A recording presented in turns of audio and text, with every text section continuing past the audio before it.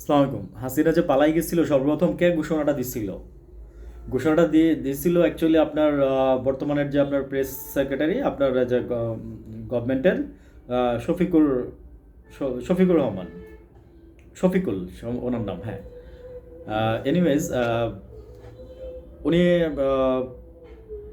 হ্যাঁ, শফিকুল আলম।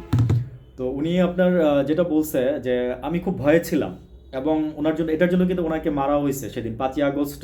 উনি যখন আপনার আহ, ঘোষণাটা প্রথম দেয়, উনি যখন প্রথম ঘোষণাটা দেয় তখন আপনার দেওয়ার পরে দুইটা আড়াইটার দিকে, উনি সোয়া দুটার দিকে জিনিসটা প্রচার মানে শুনছে।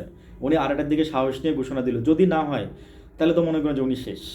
ওনার নিজের মুখের কথা আর কি, ওনার নিজের মুখের বক্তব্য, ওনার বক্তব্যগুলোই আমি বলতেছি। তো ওনার সম্পর্কে আমি কোনো মন্তব্য করতে চাই না, উনি ভালো না খারাপ আমি এই ব্যাপারে অবগত না। তো যতটুকু শুনলাম, শুনে ভালো লাগছে কথাগুলা, তাই আমি শেয়ার করতেছি আপনাদের সাথে। তো উনি বলতেছিল যে আমি সেদিন সোয়া 2টা বাজে শুনছি ফার্স্টে যে এরকম এরকম পলাই গেছে। তো উনি আড়াইটার দিকে ঘোষণা দিবে কি দিবে না উনি এই নিয়ে চিন্তা করতেছিল। তো এর আগে উনি দুজনকে দিয়ে একটু মানে মানে ফাঁকা টাইপের, মানে আছে না যে আমরা ফাঁকা গুলি মারি বা গুলি ছড়ি, এরকম টাইপের একটা কিছুতে মানে এইভাবে উনি একটা ইয়ে করছে, একটা নিউজ দিচ্ছে, ছাড়ছে। তো দেখছে যে না, মানে ওরকম কোনো হই হল্লা বা ওরকম কোনো কিছু ইয়ে টেনে মানুষ বিলিভ করতেছে বা কোনো রিস্ক নাই। তখন উনি দুজন ব্যক্তিকে দিয়ে এই কাজটা করাইছিল আর কি। তো তখন উনি আপনার নিজে ঘোষণা দিল যে শেখ হাসিনা পালাই গেছে, ঠিক আছে, পদত্যাগ করছে।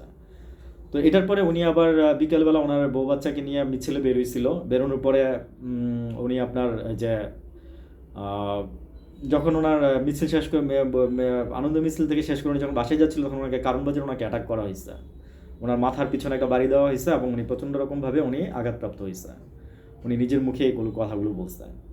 তো আসলে কি ভাই, দেশপ্রেম সবার মধ্যেই ছিল, আছে। উনি আমার এই যে বললাম যে আমি যাকে ভালো দেখছি তাকে আমি অবশ্যই ভালো বলবো।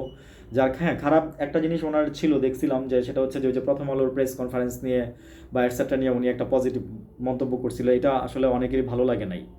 তো আমি একটা কথা বলি, দেখেন আপনারা হয়তো চাপে থাকবেন, আসছেন, কিন্তু যার যার জায়গা থেকে ন্যায় কথাটা বলেন। আমি একটা কথাই বলতেছি যে ন্যায় কথাটা বলেন, ন্যায়টা বলেন। আমাদের ন্যায় এখন, ন্যায় মানুষদের খুব বেশি দরকার।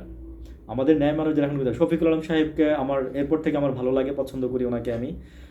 আমি ওনাকে অ্যাপ্রিসিয়েশন দিই ওনার এই মানে বক্তব্যটার জন্য। উনি একদম মানে এখন উনি খুব প্লেজার মাইন্ডে, এবং উনি খুব মজা করে কথাগুলো বলছে। ঠিক আছে, আপনারা হয়তো বা বিভিন্ন জায়গায় সার্চ দিলে শুনতে পারবেন। আমিও একটু একটু করে বলছি, তো আপনারা হয়তো বা ডিটেলসটা গুছায় ওনার মুখ থেকে যেটা বলছে সেটা শুনতে পারবেন। ওকে, ভালো থাকেন, ওনার জন্য দোয়া রইল, শুভকামনা রইল সবার জন্য। আসসালামু আলাইকুম।